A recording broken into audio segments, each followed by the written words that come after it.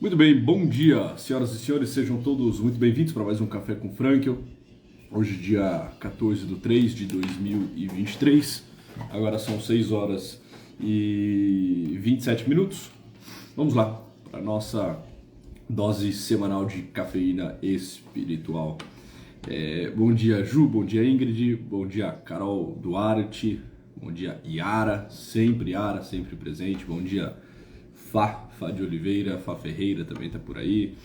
Bruno Farnetano, bom dia, Bruno. E aí, meu caro, como que tá? Bom dia, Ana.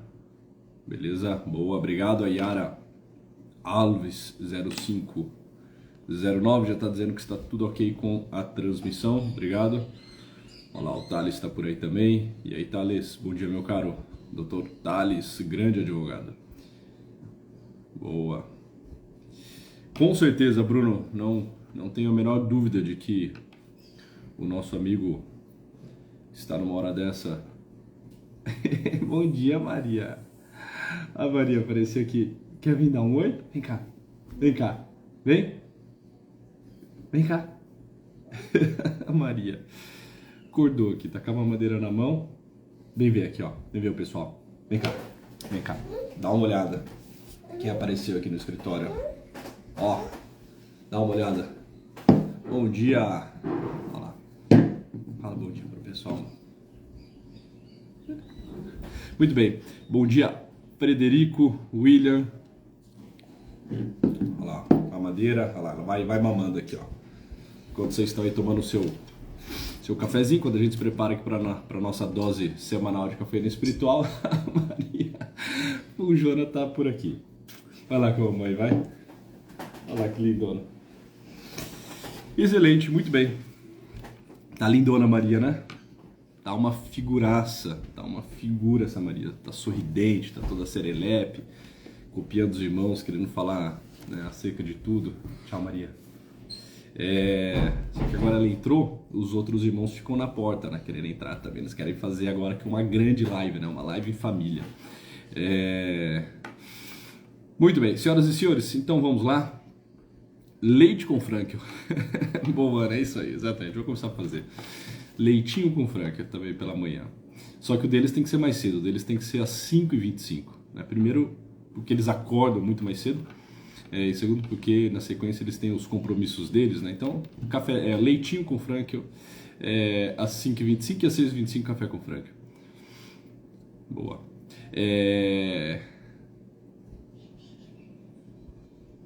Isso aí, vocês querem ver agora a molecada, né? Pronto, mas eles já se foram. Disparem aí o aviãozinho, chamem as outras pessoas para participar dessa live. Tenham esse hábito também, esse hábito de trazer pessoas para a live, aqui para o nosso Café com Frank. Eu sei que muitos assim são grandes entusiastas e saem chamando todo mundo aqui para a live, mandam nos grupos do WhatsApp, convidam os amigos, familiares e assim por diante. Né? Então façam o mesmo, né? Sejam esses entusiastas, esses propagadores, esses divulgadores aqui do nosso trabalho. Em especial desse Café com Frank, que já é um programa que tem um bom tempo, acontece todas as terças-feiras, salvo raríssimas exceções, né, e que acaba sendo, né, um alimento, acaba sendo uma reflexão para muitos. Então traga cada vez mais pessoas e vamos lá, vamos para o nosso programa de hoje. Eu vou trabalhar um tema que está no livro Psicoterapia e Existencialismo, textos selecionados em logoterapia, de Viktor Emil Frankl, da editora Realizações, o livro verde, tá bem? Porque a Realizações foi fazendo livros por cor, né? Então o sofrimento humano é o roxinho, o Psicoterapia e Existencialismo é o verde, tem o Teoria e Terapia das Neuroses, que não está aqui, está na clínica, é o preto e assim por diante, tá bem? Esse aqui é o verde, Psicoterapia e Existencialismo. Ontem eu estava preparando a aula da pós-graduação desse final de semana, a aula de sábado mais especificamente, da pós-graduação, que nós iremos falar um pouco sobre a prática clínica do logoterapeuta. Se tiver alguém aí da pós, né, dê um alô, dê sinal de vida. E aí me deparei aqui com 2 parágrafos que me parecem muito oportunos para se trabalhar aqui no Café com Frank. Tá?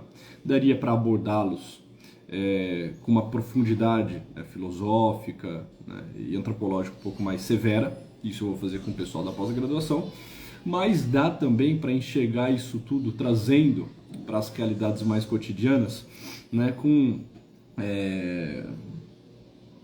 uma reflexão e com uma abordagem que eu acho que cabe aqui a todos, né? A ideia do Café com Frank não é fazer um aprofundamento em Viktor Frankl. Aqui de verdade, né? Eu não fico muito preocupado em explicar, né, as premissas, em construir as bases epistemológicas, em, né, ser extremamente fiel assim, à teoria.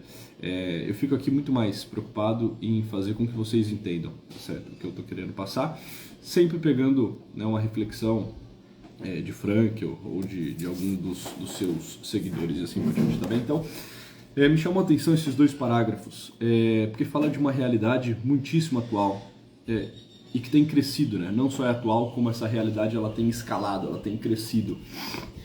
E é importante nós compreendermos esse mal no qual nós estamos metidos para encontrarmos também respostas e antídotos para isso, tá bem? Então vamos lá. Então eu vou fazer aqui a leitura e junto com a leitura eu vou trazendo aqui as questões, as reflexões, tá bem? Bora.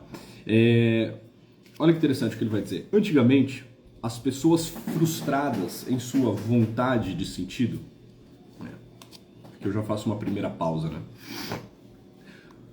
Para Viktor Frankl, a vontade propriamente humana, a vontade especificamente humana é a vontade de sentido. Tá? A pessoa humana é um ser desiderativo, né? É um ser de desejos. E dentre todos os seus desejos, todas as suas vontades, aquilo que lhe move, uma vontade, um desejo é especificamente humano. É propriamente humano. É esse desejo, né, essa vontade de sentido. Nem tanto a vontade de prazer, muito embora nós a tenhamos, nem tanto a vontade de poder, muito embora a tenhamos, mas a vontade de sentido. O homem não busca simplesmente realizar as suas satisfações, ele quer algo a mais. Ele não busca simplesmente, né, o poder, a recompensa, o status, o aplauso social. Ele quer algo que o valha, ele quer um sentido, né, na sua vida, ele quer uma vida valorosa, né? Então, Viktor Frankl que está falando dessa frustração na vontade especificamente humana, que é a vontade de sentido. Tá certo? Antigamente as pessoas frustradas em sua vontade de sentido provavelmente recorriam a quem? Pense a algumas décadas, alguns séculos atrás. Seus avós, seus bisavós, os nossos próprios pais, se porventura eles se encontrassem numa frustração de vontade de sentido, ou seja, algo não vai bem, eu tô com amargor na boca, eu tô com um negócio estranho aqui no peito, eu já não sei muito bem para onde eu vou, como eu organizo a minha vida, eu tô me encontrando aqui numa situação de uma certa apatia, uma certa indiferença, ou uma ansiedade que vem crescendo, né? Eu tô com a vista meio turva, não sei, parece que as coisas perderam o seu sabor, que a vida perdeu o seu sentido, que tudo perdeu a sua graça. Para onde essas pessoas iam? Quem essas pessoas procuravam? Vamos lá, tô debatendo aqui, tô conversando com vocês. Para onde essas pessoas frequentemente iriam?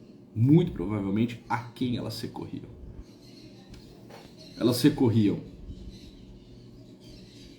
a um pastor, elas recorriam a um rabino, elas recorriam a um padre. Exatamente, é isso aí. Olha lá, pronto, agora começou a aparecer, né? Iam até, olha lá, o Fernandão tá falando, até os anciões. O Fernandão colocou, iam à igreja, né, procuravam a Deus, procuravam um padre, disse a Gabi. É isso aí, um ancião, um padre, né, uma igreja, um curandeiro, exato. Ou seja, ia buscar alguém que tinha uma visão de alguma forma, uma visão mais transcendental, uma visão mais profunda. acerca do mundo, acerca da vida, acerca do cosmos. Olha lá, a Silvia está colocando as freiras, né? E ia buscar alguém que tem contato com essa realidade sobrenatural. Tá? Aí cada um com o seu cada qual, dependendo da cultura, dependendo do entorno da pessoa, dependendo do lugar onde ela estava, enfim, ela ia buscar, né, um ancião, ia buscar um rabino, ia buscar um curandeiro, ia buscar, né, um frei, ia buscar alguém, tá bem? Tá bem? Porque ela estava com uma frustração na sua vontade de sentido.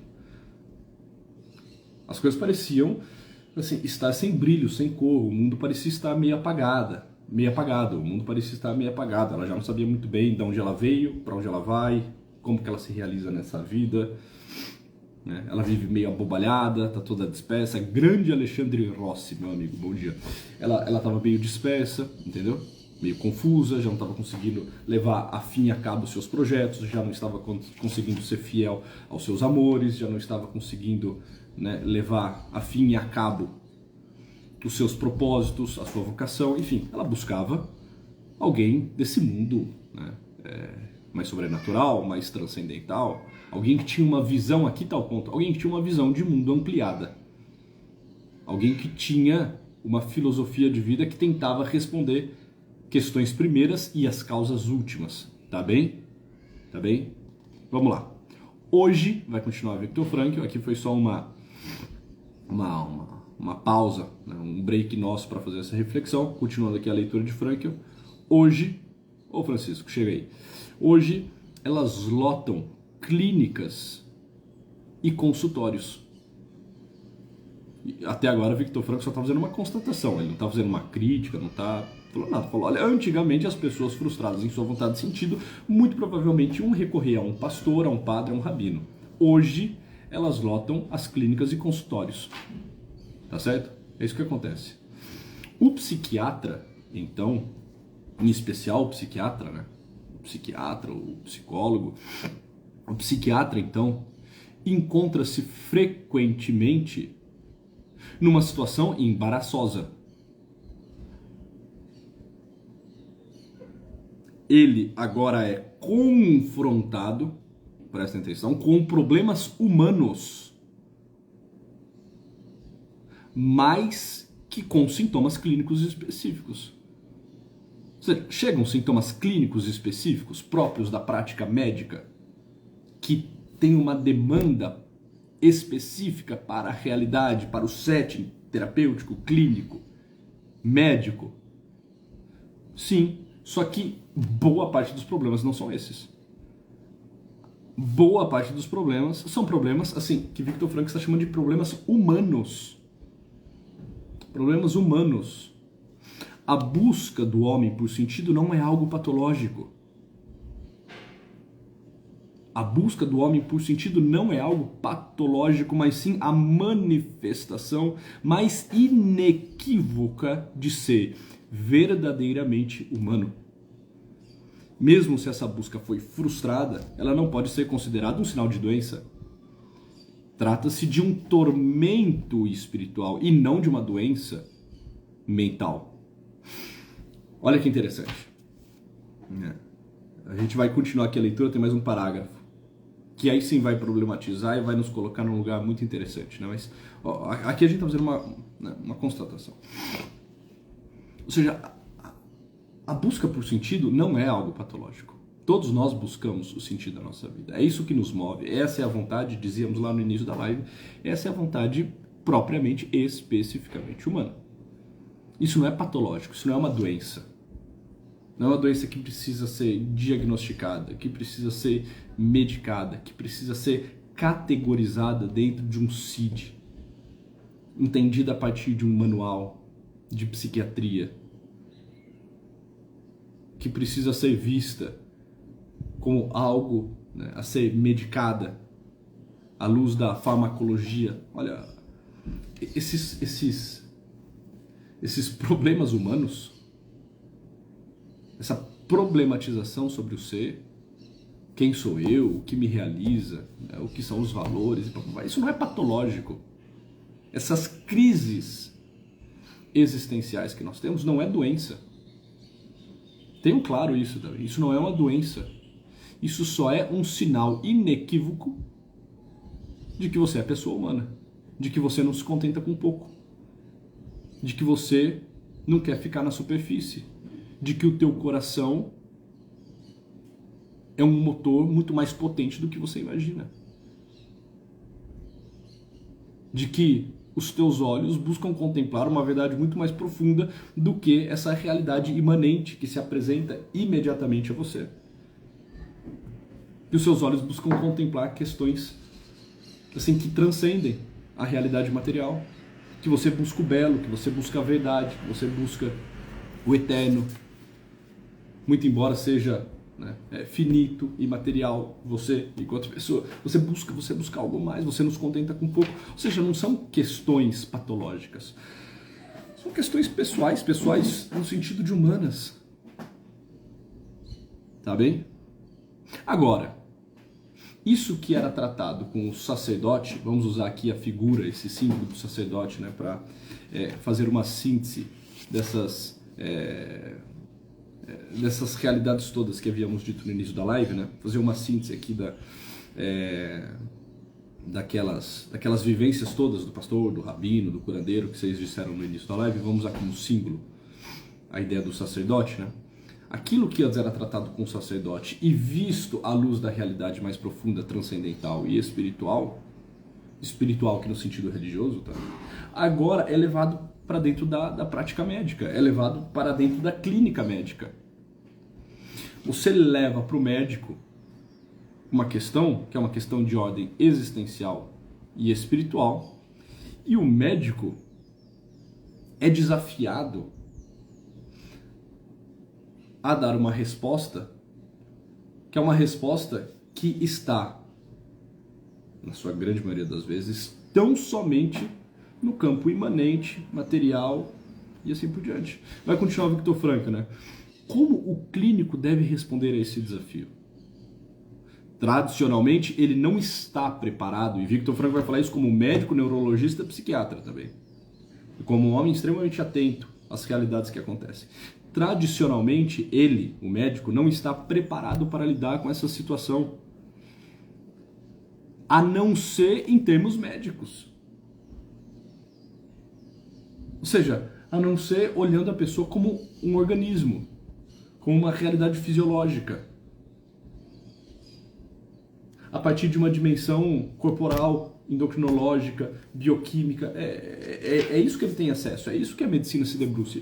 E é ótimo que seja assim. E as grandes contribuições da medicina surgem exatamente daí, dessa visão ao corpo, ao funcionamento, ao organismo, à complexidade da realidade biológica, né, bioquímica, endocrinológica. Ele vai olhar para a tua fala, para o teu problema, para a tua demanda, que pode ser, não estou dizendo que sempre é, né, pelo amor de Deus, que pode ser mais elevada, mais profunda e espiritual. Ele vai olhar com a lente do médico.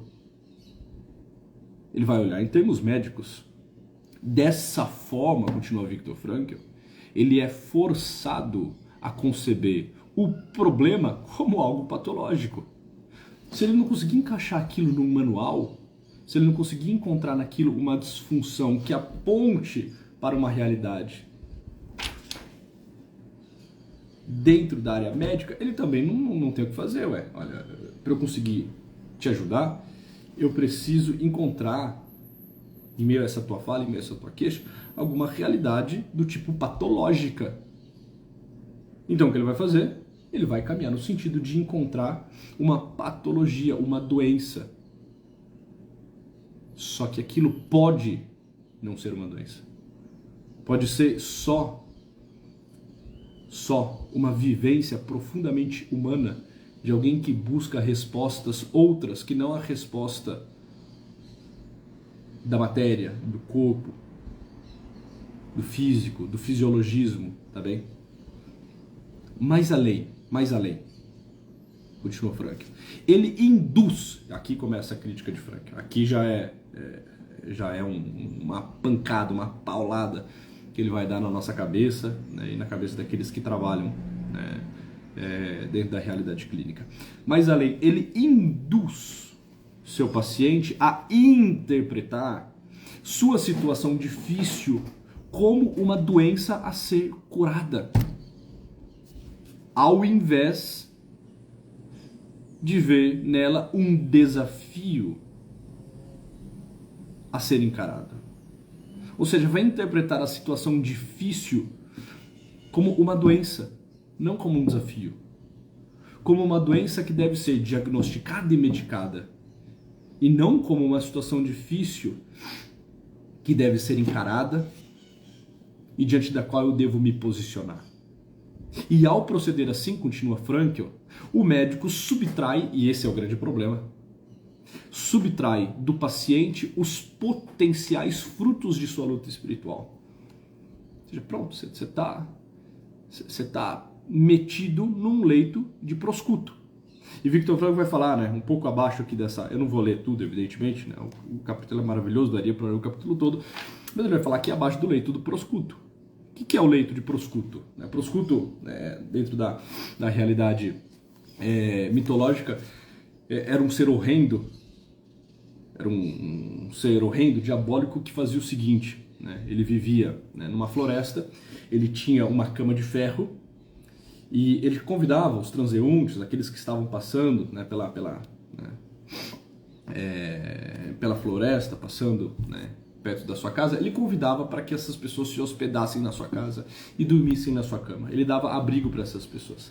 Essas pessoas deitavam na cama, nesse leito, nessa cama de proscuto, nessa cama de ferro, e quando essas pessoas pegavam no sono, né, proscuto ia lá e as media. Se as pessoas fossem menores do que a cama, um pouquinho menores do que a cama, ele as esticava até chegarem na medida exata da cama dele. Evidentemente, né, nesse processo elas morriam. E se elas fossem um pouco maior do que a cama, porventura tivesse um pé de fora, uma mão de fora, uma cabeça sobrando, o que ele fazia? Ele as cortava. Arrancava um pedaço de pé, um pedaço de mão, arrancava a cabeça, para a pessoa caber exatamente na sua cama, no seu leito. Tá? Viktor Frankl falou, olha, essa atitude de tentar ver tudo a partir da sua lente, a partir da sua prática, é botar as pessoas dentro de um leito de proscuto. Ou seja, antes as pessoas procuravam um sacerdote, hoje elas lotam as clínicas. O clínico, o médico, e aqui eu coloco também dentro dessa fala o terapeuta em geral, o clínico, o médico, o terapeuta, ele muitas vezes tem uma formação que é uma formação que tem como base só a realidade baixa, fisiológica, né? Baixa aqui enquanto dimensões mais baixas. Não sabendo olhar para aquela demanda do paciente de forma mais elevada, o que ele vai fazer? Ele vai tentar criar uma narrativa e induzir a pessoa a acreditar que ela tem um problema de ordem, por exemplo, bioquímica. Ele faz com que ela compreenda isso, ele vai criar uma patologia, vai dar um nome de uma doença para isso tudo, vai medicar essa pessoa e pronto.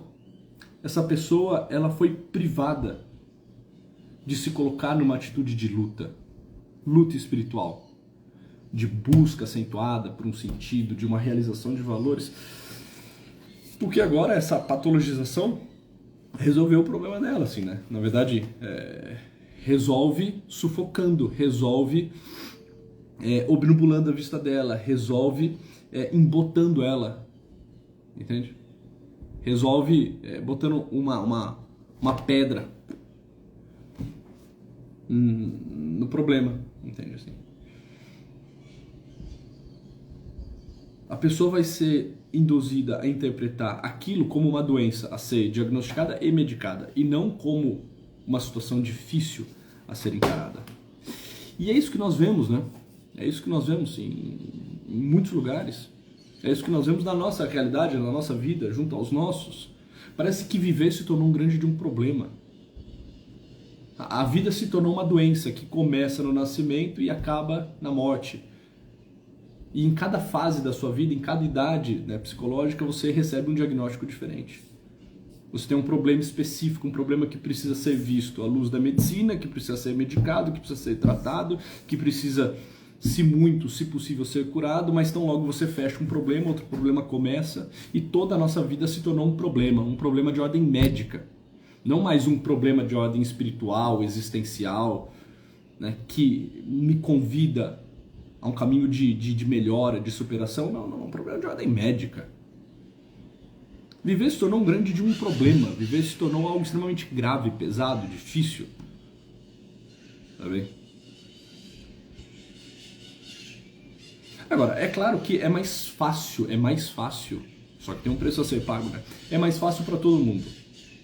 Diagnosticar, medicar, patologizar, é mais fácil para todo mundo.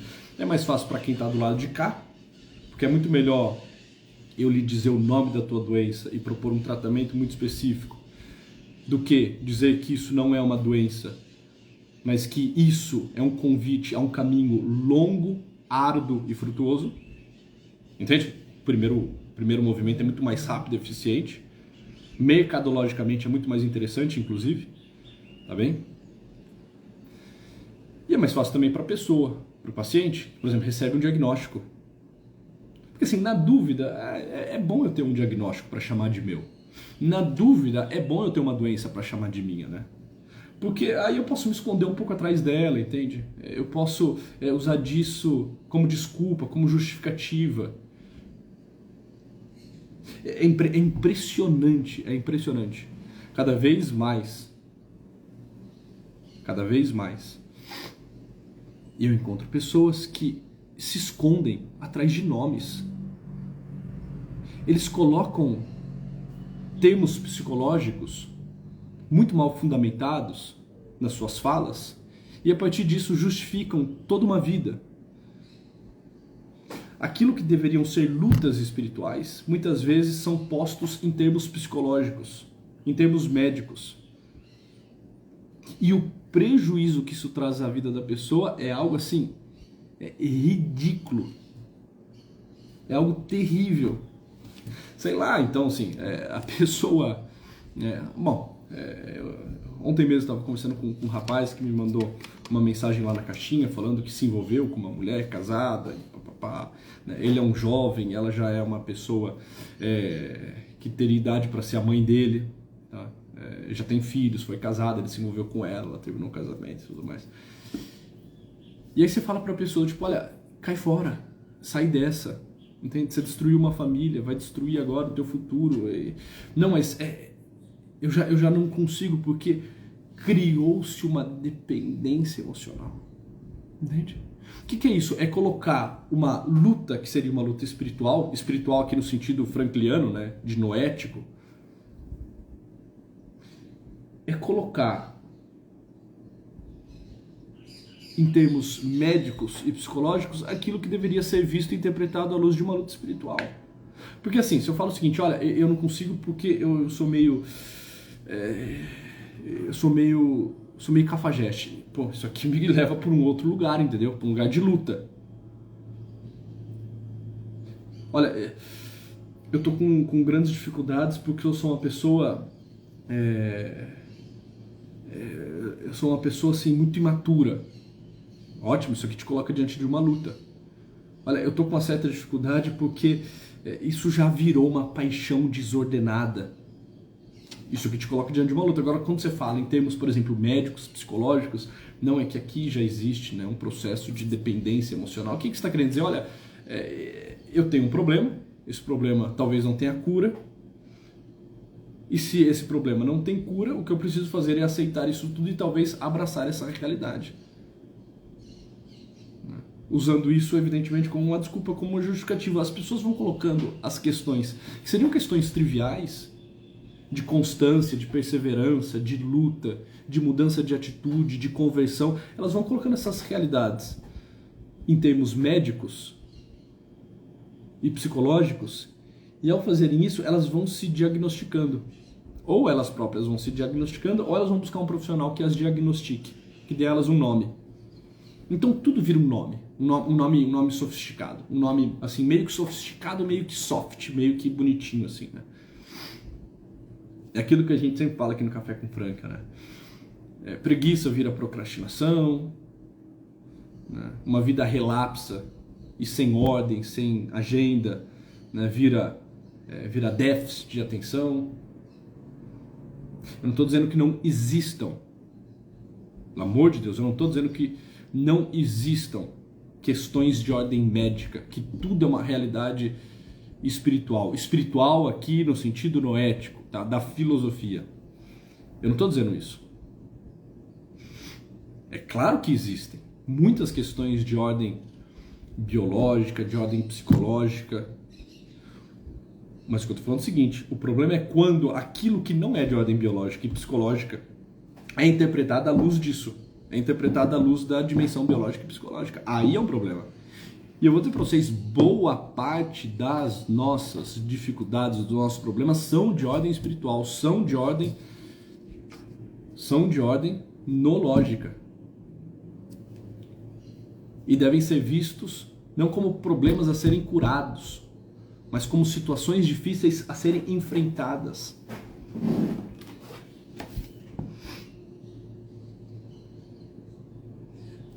O médico vai induzir o seu paciente a interpretar a sua situação difícil como uma doença a ser curada, em vez de um desafio a ser encarado. O enfrentamento, essa realidade de encarar os problemas, de ver neles inclusive uma oportunidade de crescimento, de me reposicionar, de tomar uma atitude, de dar de mim mesmo, isso tudo some quando as coisas se tornam problemas de ordem médica, não é? Então, assim, volto a dizer, na dúvida as pessoas buscam um problema para chamar de meu, um diagnóstico para chamar de meu, uma medicação lá para fazer um uso contínuo, porque pronto, aí elas conseguem, né, se desculpar por absolutamente tudo. Senhoras e senhores, tomem muito cuidado. Muito cuidado. Esse é um caminho fácil, esse é um caminho rápido, mas esse é um caminho de perdição. E eu vejo vocês caindo nesse engodo diariamente, seguindo pessoas que pensam dessa forma, assumindo isso como uma atitude de vida, uma filosofia de vida de vocês, fazendo isso com terceiros. Muito cuidado. Muito cuidado. Esse não é o caminho. Isso é claro que vai dar errado. Isso vai lhe rebaixar, isso vai lhe tirar dos enfrentamentos e das lutas, isso não vai saciar a tua fome, o teu apetite por sentido. Isso vai te embotar, isso vai te colocar dentro de uma vivência, de um desespero profundo. Porque as grandes questões da vida, elas precisam ser respondidas.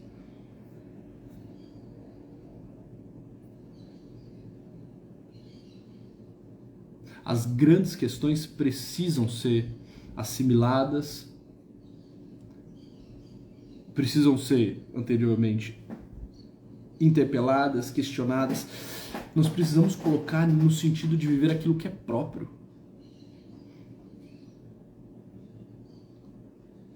No sentido daquilo que é humano.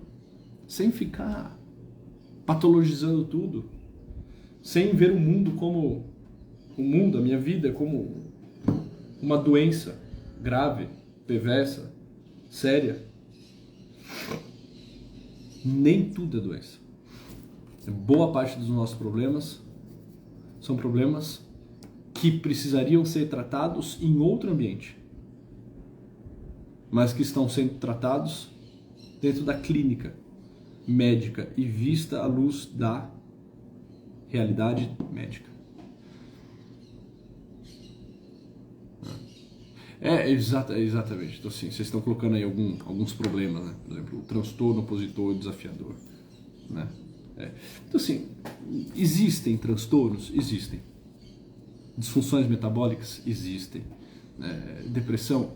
Evidentemente que existe, né? Ansiedade? Existe. Existe depressão endógena, ansiedade endógena, existem os transtornos, existe uma enormidade de coisa. Uma enormidade de coisa. Só que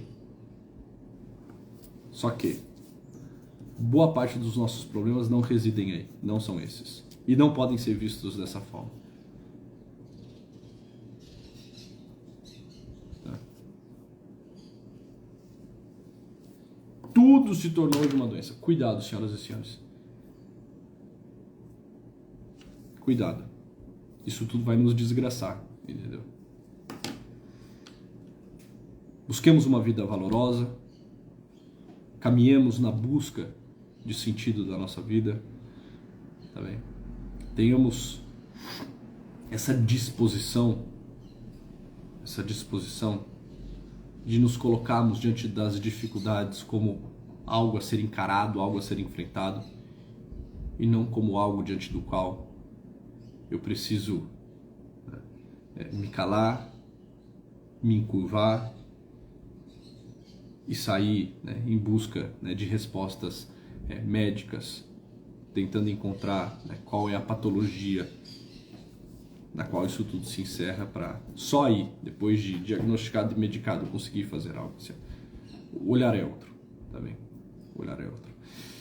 E nós precisamos formar uma nova geração de médicos, de psicoterapeutas, de sacerdotes que consigam prestar esse auxílio às questões humanas, esse auxílio às questões existenciais, esse auxílio a essas demandas, a essas queixas que são queixas elevadas, que apontam para uma realidade outra, que não a realidade biopsíquica, tá bem?